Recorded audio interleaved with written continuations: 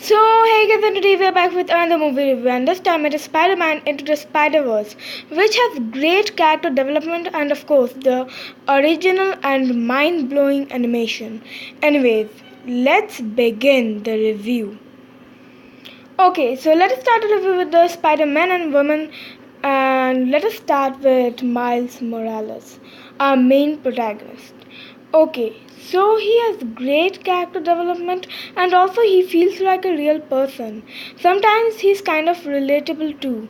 Now, the real Peter Parker kind of upset me when he first entered the movie because he seemed like a loser. But then, as the movie continued, that character went on to become better. Spider Gwen was a pretty cool character too. Spider Ham is pretty good in this movie too. Penny Parker was a better character than I expected. And as for Spider Noir, I was expecting more from him in this movie.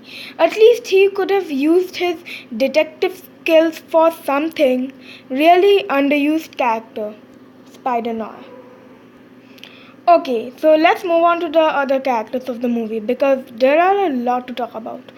First, let's talk about Aunt May. She is the Edna Mode of this movie, from building and designing suits to being a strong and sometimes funny character.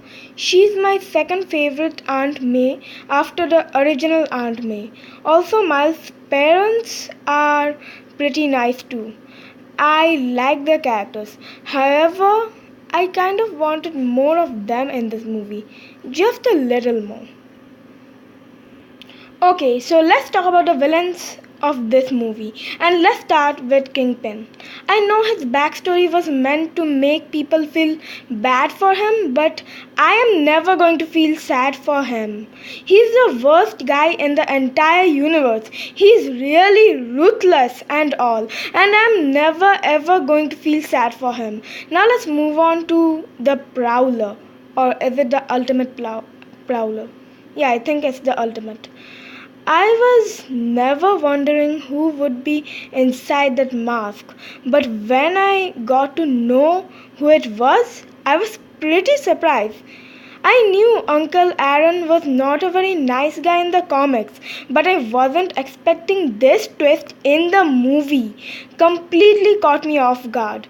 Anyways, I liked Doc Ock in this movie, but I didn't like the way she was defeated. She got defeated so easily in the last scene. Scorpion was really underused here, but it's okay since our heroes need some character development too. Also, why didn't Kingpin use Green Goblin later in the movie? Did Green Goblin die in that first collider scene or something? Okay, so this scene is really good. It is filled with action and comedy, and again, the animation is just mind blowing here. They take full advantage of this 3D animation and just go all out animating the toughest of things. Like, I wonder how hard it must have been animating this scene. Like, every object was moving every second. Anyways, as I told, I didn't like how Doc Ock got defeated so easily. I mean, at least I wanted Doc Ock versus Gwen. That would have been so epic. But I still loved this scene, even without that part. Just because how bright and colorful and action packed it was. I love Spider Ham's fighting style in this scene too.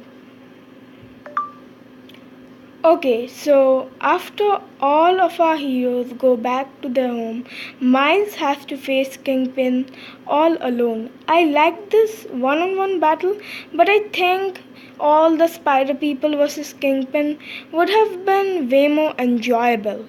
Anyways, the background turns dark and red here, indicating how much of a threat Kingpin is.